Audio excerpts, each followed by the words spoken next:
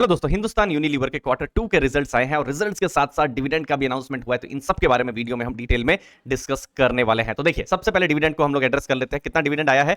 18 rupees का dividend Hindustan Unilever की तरफ से आ रहा है। अब इंपॉर्टेंट डेट कौन सी है? नवंबर 2, ये रिकॉर्ड डेट होने वाली है इस डिविडेंड की, एचयूएल के डिविडेंड की, ठीक है। और जो एलिजिबल जो भी शेयर होल्डर्स है उनको पेमेंट नवंबर 16 और उसके बाद में हो जाएगा। अब 18 बहुत ही इंपॉर्टेंट नंबर है क्योंकि ये डिविडेंड आया है। तो कंपेयर करते हैं लास्ट ईयर के साथ कि डिविडेंड जनरली बढ़ा है या नहीं बढ़ा है। तो देखिए, लास्ट ईयर 17 रुपीस का डिविडेंड आया था, तो इस बार 18 रुपीस, तो थोड़ा सा डिविडेंड हमको बढ़ता हुआ नजर में आ रहा है।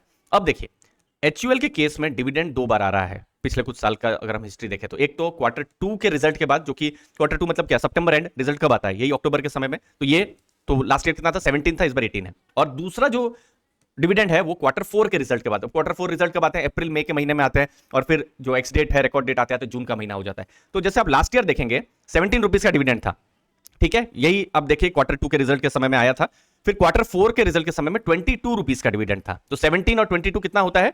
39 रुपीस का डिविडेंड उन्होंने लास्ट जो टोटल फाइनेंशियल ईयर है उन्होंने उसके द्वारा आया हुआ था। एक्स डेट देखिए जून के महीने में आ गई थी, ओके। तो 39 का डिविडेंड था। अब यह समझना जरूरी है कि क्या 39 का डिविडेंड ज्यादा था या कम था, ठीक है। अब ये देखिए, ये एचयूएल का हम डेटा देखते हैं। ये है profit and loss statement, okay. ये आपके सामने मार्च 2023 लास्ट फाइनेंशियल ईयर का डेटा है, और ये है प्रॉफिट का डेटा, ठीक है।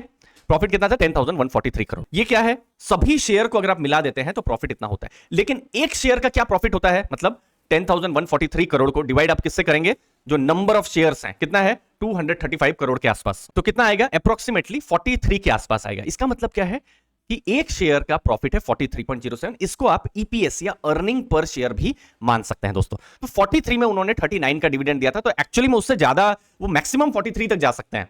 कुछ कुछ केस में, एक्सेप्शनल केस में कंपनियां ज्यादा भी कर लेती है, बट आइडियली हमारा एक्सपेक्टेशन वही रहेगा कि भाई 43 या उससे नीचे ही डिविडेंड रहे, तो अच्छा डिविडेंड उनका आता है। और जो डिविडेंड पे आउट है वो 90-91% के आसपास में है, ठीक है। तो इसीलिए क्या देखना जरूरी है कि कंपनी के प्रॉफिट बढ़ते रहे। और एचयूएल के केस में अगर प्रॉफिट बढ़ते रहेंगे तो हमने देखा है लास्ट कुछ साल में, अगर हम देखेंगे 90-91 का डिविडेंड पे आउट रहा है, तो डिविडेंड पे आउट भी हमको ज्यादा देखने को मिल सकता है। तो अच्छा एक डिविडेंड था उनके प्रॉफिट्स के हिसाब से। अभी का डिविडेंड 18 रुपीस का डिविडेंड आया हुआ है। एलिजिबल इन्वेस्टर्स के लिए इंपॉर्टेंट डेट क्या होने वाली है? नवंबर 2 और नवंबर 16, जो पेमेंट डेट होने वाली है नवंबर 2, रिकॉर्ड डेट होने वाली है। अब बिजनेस के बारे में बात करेंगे। उससे पहले दोस्तों, आप हमारा लर्निंग ग्रुप, जो कि हमारा टेलीग्राम ग्रुप है, उसको आप ज्वाइन कर सकते हैं। यहां पर हम बिजनेस एनालिसिस पर फोकस करते हैं। पैसिव इनकम, डिविडेंड इनकम और जो म्यूचुअल फंड्स के लेटेस्ट पोर्टफोलियो है हम वो शेयर करते हैं। क्या इंपॉर्टेंट थीम्स और सेक्टर्स पर इंपॉर्टेंट चीजें हो रही है उसके बारे में हम लर्न करते हैं। और पर्सनल फाइनेंस पर कंटेंट, सिर्फ प्योर कंटेंट यहां पर आता है। डिस्क्रिप्शन में मैंने हमारे जो टेलीग्राम ग्रुप है उसके लिंक को दिया हुआ है। ये इंपॉर्टेंट डेटा है और ये हमको एचयूएल और एफएमसीजी सेक्टर, उसके लिए हमारे लिए बहुत इंपॉर्टेंट है। अब एफएमसीजी सेक्टर में क्या हुआ है, खासकर रूरल एरिया में चैलेंजेस हैं। आप 2020-21 में देखेंगे तो कोरोना कोविड का जो चैलेंज था, लास्ट ईयर 2022 में एक और चैलेंज आ गया जो कि इन्फ्लेशन या महंगाई। यही वीडियो लास्ट ईयर अक्टूबर 2022 में मैं जब बना रहा था तो हम लोग इन्फ्लेशन, महंगाई, पेट्रोल के दाम बढ़ गए, उनके बारे में बहुत फोकस कर रहे थे, ठीक है। और उससे क्या हो रहा था कि कंपनीज के मार्जिन भी थोड़ा सा स्क्वीज कर जा रहे थे। अब वो तो कंपनी लेवल चैलेंज रहे, लेकिन जो रूरल एरिया है वहां पर भी चैलेंज थे। तो वहां पर जो वॉल्यूम ग्रोथ है वो नहीं हो पा रहा था। अब इस साल एक्सपेक्टेड था, क्योंकि इस साल इन्फ्लेशन थोड़ा कंट्रोल में आया है, इस साल एक्सपेक्टेड था कि रूरल में थोड़ा ग्रोथ हो, तो थोड़ा सा ग्रोथ हुआ ही है। लेकिन प्रॉब्लम यह है कि रूरल एरिया में 2 ईयर में अभी भी नेगेटिव ग्रोथ है। अब एफएमसीजी के बहुत सारे प्रोडक्ट्स रूरल एरिया में जाते हैं। अब ये सिर्फ एचयूएल ही नहीं, जो दूसरी कंपनी जैसे डाबर हुआ या जीएसपीएल हुआ या मैरिको, उनके लिए भी ये लागू पड़ता है। फिर दूसरा सेक्टर भी होता है, जैसे 2 व्हीलर्स, रूरल एरिया का बड़ा मार्केट है, ट्रैक्टर्स बड़ा मार्केट है। तो चैलेंज थोड़ा सा रूरल एरिया में है। तो 2 ईयर में आप देखेंगे नेगेटिव ग्रोथ है, 1 ईयर में थोड़ा सा अच्छा बात क्या है कि थोड़ा सा ग्रोथ हुआ है। अब इस साल सोच रहे थे सब कुछ अच्छा होगा, लेकिन हुआ क्या, बारिश इस बार थोड़ी सी अनइवन हो गई और लास्ट में जो मॉनसून के फाइनल फिगर्स आए, थोड़ा सा खराब यहां पर नंबर्स आ गए हैं मॉनसून के। अगस्त महीना तो ऑलमोस्ट बहुत ही कम बारिश हमको देखने को मिली थी, और ये हमने सबने देखा हुआ है, ठीक है।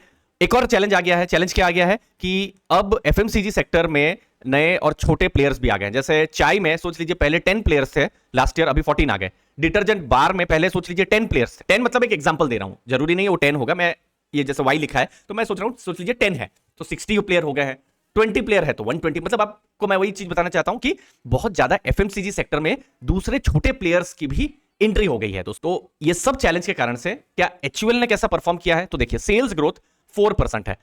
जो कि मॉडरेट ग्रोथ आपको देखने को मिलेगा। अच्छा चीज क्या हुआ है, एबिटा मार्जिन अच्छे हुए। अब जैसे लास्ट ईयर आप देखेंगे 23.3%। अब एबिटा मार्जिन क्या कि जो उन्होंने सेल्स किया है, सोच लीजिए 100 रुपीज का सेल्स किया है, खर्चे भी बहुत किए हैं, एडवर्टाइजिंग का खर्चा हो सकता है, एडमिनिस्ट्रेटिव, फिर सैलरी, रॉ मटेरियल, इन सब का खर्चा जब आप माइनस कर देंगे और सिर्फ और अर्निंग को आप देखेंगे इंटरेस्ट, टैक्स, डेप्रिसिएशन, एमोर्टाइजेशन से पहले, तो कितना यहां पर हो रहा है, टोटल 24.6 इस बार हो रहा है। तो लास्ट ईयर के कंपैरिजन में अच्छा हुआ है, मार्जिन उन्होंने गेन किए हैं, ये थोड़ा सा पॉजिटिव हमको देखने को मिल रहा है। प्रॉफिट्स की बात करेंगे, 2717 करोड़ का प्रॉफिट, 4% हमको जो इस क्वार्टर में प्रॉफिट हमको इंक्रीज होता हुआ नजर में आ रहा है। तो जो नतीजे हैं एक ठीक ठाक हमको नतीजे हमको देखने को मिल रहे हैं। अब हमको सेक्टर को भी समझना होगा। देखिए, जब हम एफएमसीजी सेक्टर की बात कर रहे हैं, जहां एचयूएल है, ये ग्रोइंग सेक्टर है, मॉडरेट ग्रोइंग आप मान सकते हैं, ये बहुत फास्ट ग्रोइंग सेक्टर नहीं है। ठीक है, आप हिस्टोरिकल डेटा भी देखिए, जैसे मैं ये 10 ईयर का डेटा आपके साथ रख रहा हूं, कितना 8% का सेल्स ग्रोथ है, 5 ईयर्स का 11%, तो 8 to 10%, 11-12% के हिसाब से ये सेक्टर जो है, एचयूएल जो है, वो ग्रो कर रहे हैं।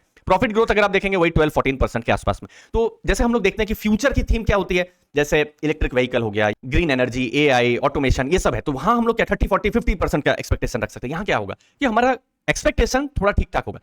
तो इनको डिफेंसिव भी कहा जाता है कि कल अगर ग्रोथ कम रहा, थोड़ा सा स्लो डाउन जैसा रहा, तो इनके प्रोडक्ट वैसे ही ग्रो करेंगे।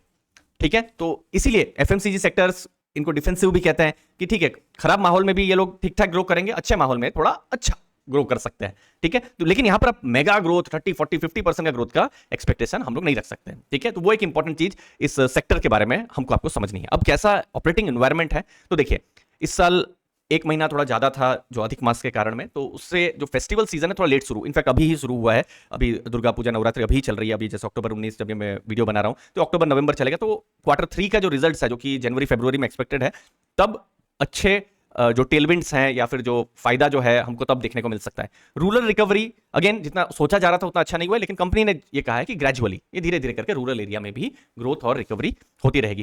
कंपटीशन हाई हो गया है, ये एक थोड़ा सा नया चीज हमको पता चला है रिजल्ट से, कि जैसे चाय में और फिर डिटर्जेंट बार में देखा, और आई एम श्योर कि जो दूसरे भी सेगमेंट होंगे, प्रोडक्ट्स होंगे, वहां पर भी कंपटीशन आया होगा। तो कंपटीशन अभी थोड़ा सा ज्यादा हुआ है, कमोडिटी प्राइसेस थोड़ा सा वोलेटाइल हमको देखने को मिल रहे हैं। तो ओवरऑल नतीजे एक स्टेबल नतीजे आए हैं, और 18 रुपीज का डिविडेंड हिंदुस्तान यूनिलीवर की तरफ से आया है। धन्यवाद आपके टाइम के लिए, थैंक यू दोस्तों।